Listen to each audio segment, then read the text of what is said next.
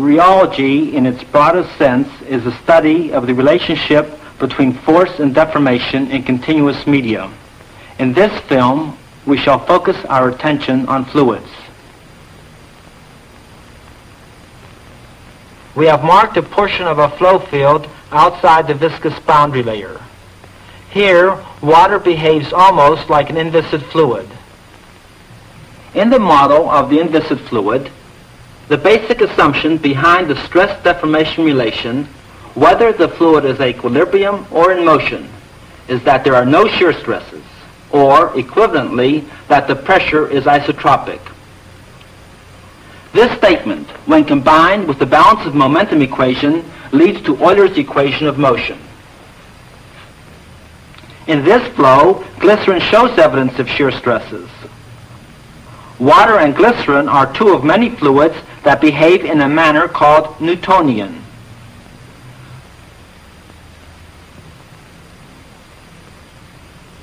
With no relative motion, the Newtonian fluid has no shear stresses. The pressure is isotropic. In relative motion, however, the stresses are linear functions of the instantaneous velocity gradients. If we formulate this stress-deformation relation for the Newtonian fluid so that it is independent of the observer and couple it with momentum equations, we obtain the Navier-Stokes equation. There are many situations, however, for which these models are quite inadequate. This is especially the case when you are dealing with materials containing large molecules. This ball, for example, bounces quite vigorously, like an elastic solid. Yet, it really is a fluid. We'll come back to it later. Here's a viscous material, which I can pour into this beaker.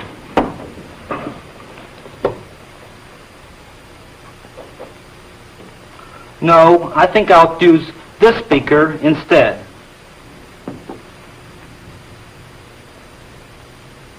I can even cut it to length.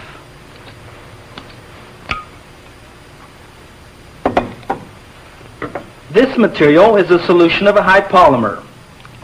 Some other materials that do not follow the simple Newtonian model are molten plastics, egg white, paint, and mayonnaise.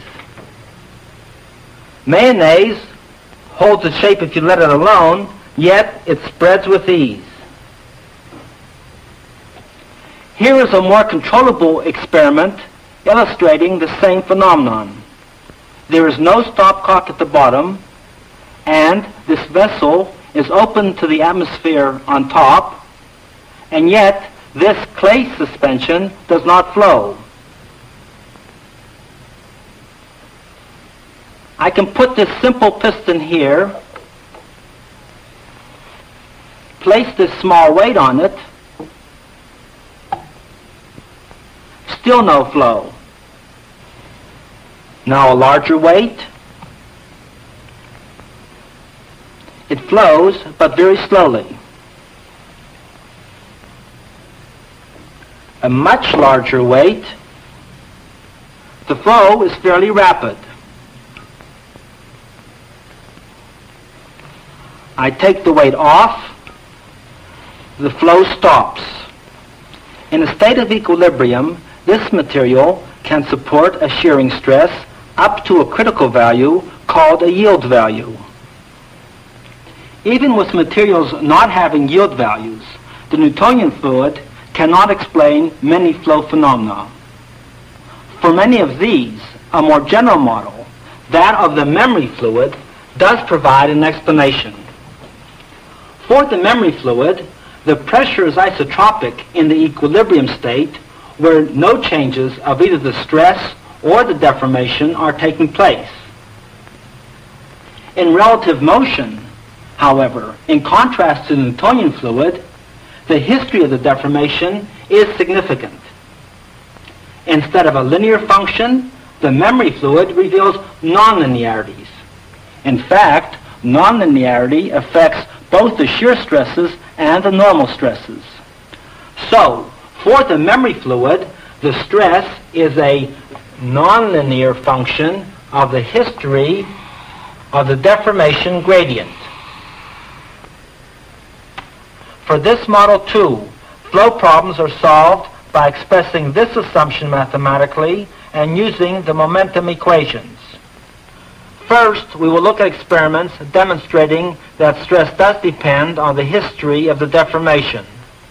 This material exhibits both viscous and elastic characteristics.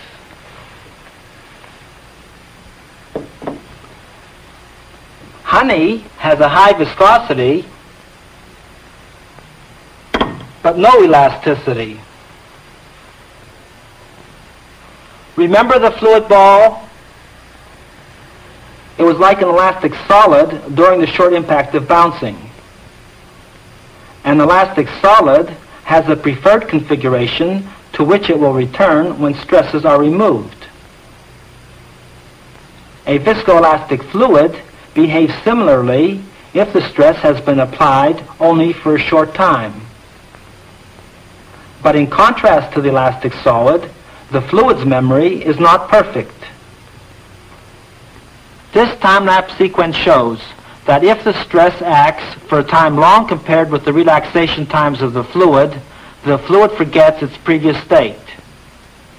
In reality, it took 45 minutes for the force of gravity to change the ball into a puddle. This is a container of high polymer solution. I'll drop in a steel ball. Again. Once more in slow motion. This liquid too is viscoelastic.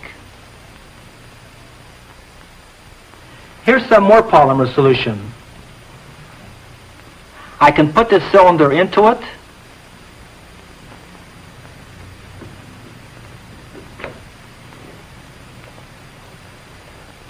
and turn it a full 360 degrees. When I let go quickly, it returns almost half the distance.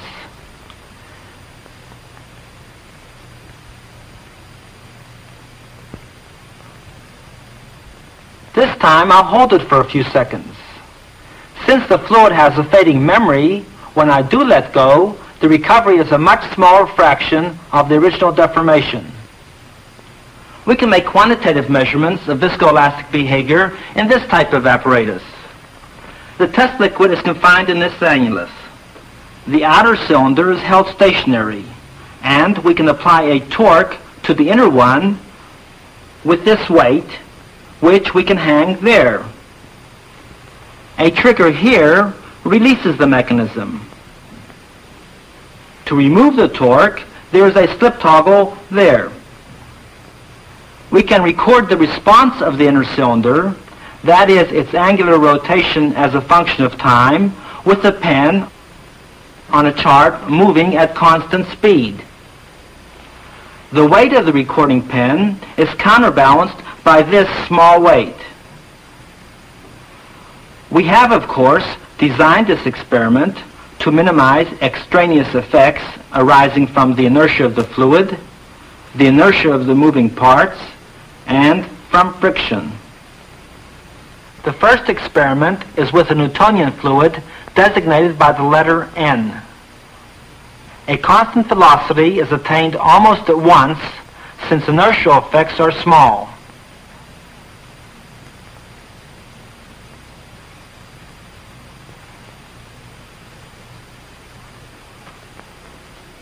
Now the applied torque is 0 again, and the cylinder stops immediately.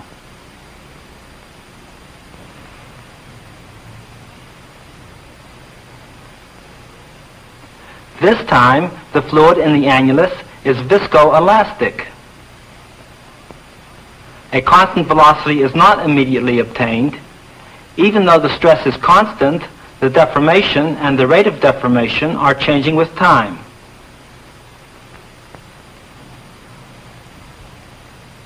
Now the weight is disengaged.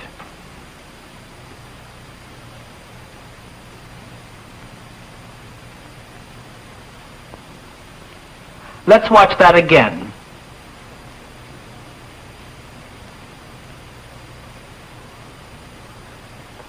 takes a while for the viscoelastic fluid to acquire the steady state motion appropriate to the constant torque.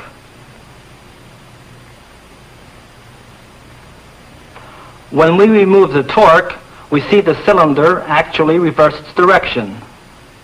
Although no torque is being applied, the material is deforming because of the elastic character of the fluid. Not all the energy used to produce the flow was dissipated. Some was stored and then recovered. We have looked at some experiments showing that the stress depends on the history of the deformation. To illustrate nonlinear behavior, we shall do experiments in which the time-dependent characteristics of the fluids are negligible. Here we have two identical reservoirs with two identical outlet tubes. One contains a Newtonian fluid, the other a non-Newtonian. The levels are the same.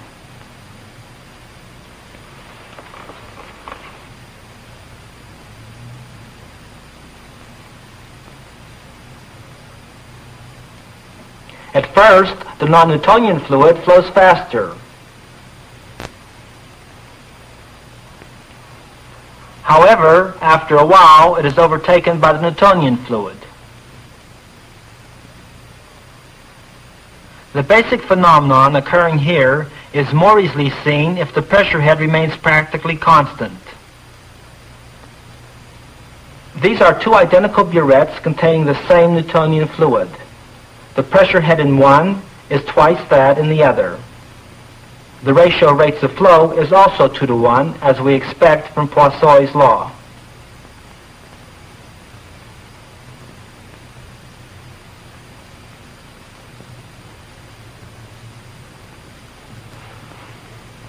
But if we charge both burettes with the fluid exhibiting nonlinear behavior and apply the same ratio of pressure heads, the result is quite different. With this polymer solution, when the head is doubled, the rate of flow is more than doubled. It appears that the viscosity is less at the higher velocity gradient. This type of steady flow behavior is called pseudoplastic or shear thinning. There are some fluids that create a contrary situation. For this suspension, the viscosity is higher at the higher rates of flow. This is called dilatant or shear thickening behavior.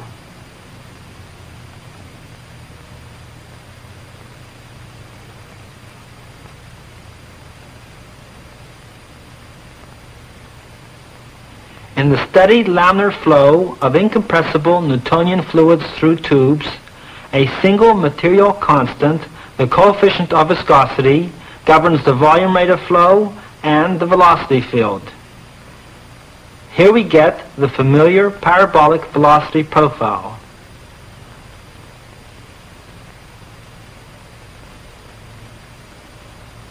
However, for more general fluids, the flow rate and the velocity field are governed by a viscosity function. For such a fluid, the velocity profile can be very different from parabolic.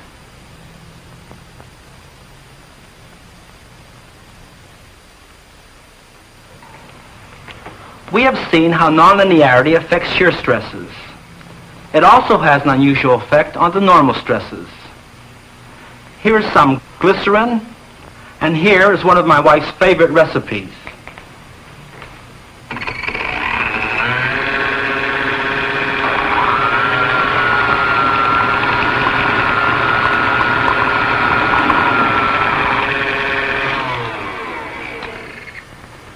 Why does the cake batter climb the mixing shaft in contrast to the behavior of the Newtonian fluid?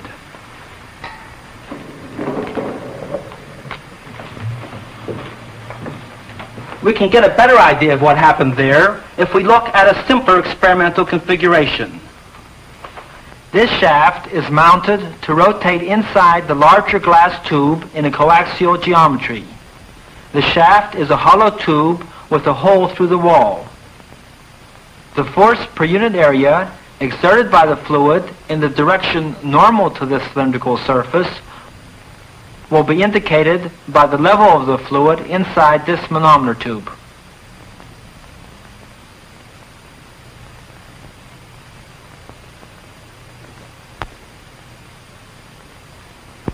The stress normal to the outer cylinder will be shown by the level of the fluid in this sidearm manometer tube attached over a hole in the outer cylinder.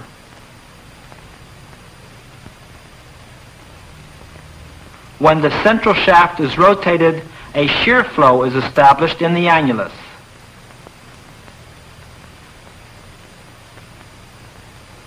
The polymer solution climbs up around the rotating center tube as the cake batter did.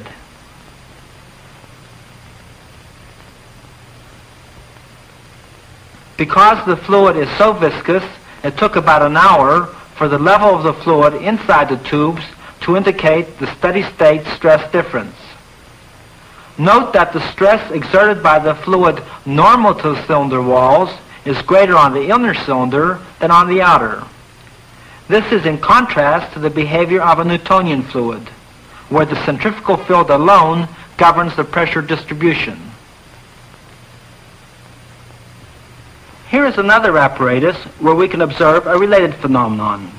This time the material is sheared between two parallel discs, one of which can rotate, while the other is stationary.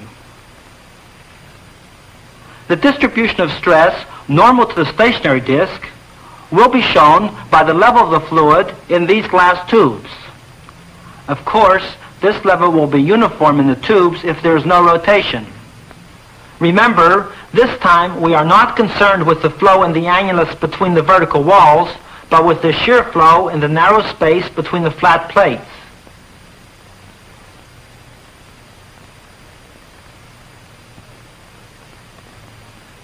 If the fluid is Newtonian, the height of the fluid in the tubes at steady state is a little less near the center than toward the outside.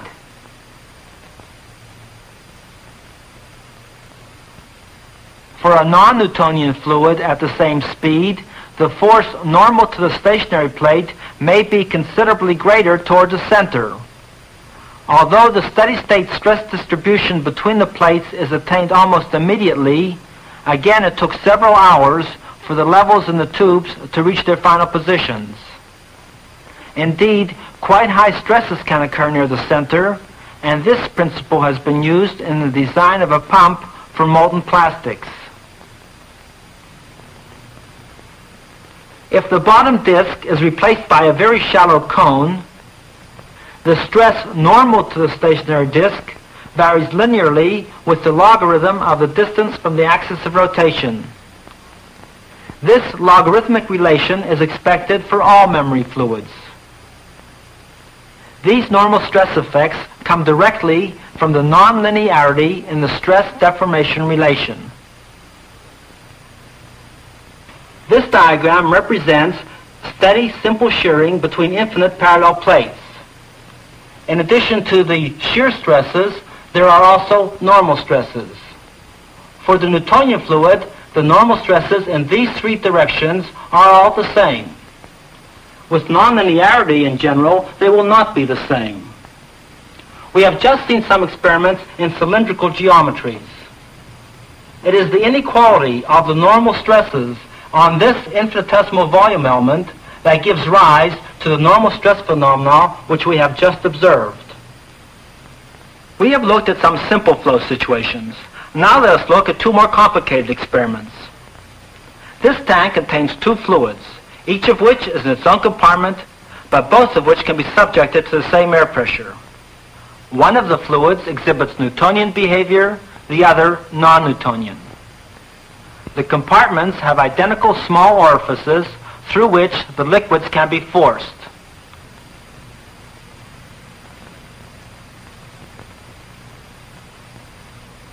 Notice that with the non-Newtonian fluid, there is a considerable expansion of the stream as it emerges. When plastic articles are to be made by the extrusion process, the die must often be designed smaller than the dimensions desired in the finished product. Here, a sphere is rotating in a high polymer solution. Dye, introduced at the left, reveals the flow spiraling inward at the equator and outward at the pole. For a Newtonian fluid, on the other hand, where centrifugal forces are dominant, we would look for flow inward at the poles and outward at the equator. We have illustrated some phenomena that can occur with non-Newtonian fluids. The degree to which they occur depends on the particular material and the particular flow situation. In any case, when dealing with new fluids, especially those containing high polymers and suspensions, one should be on the lookout for time-dependent and nonlinear characteristics.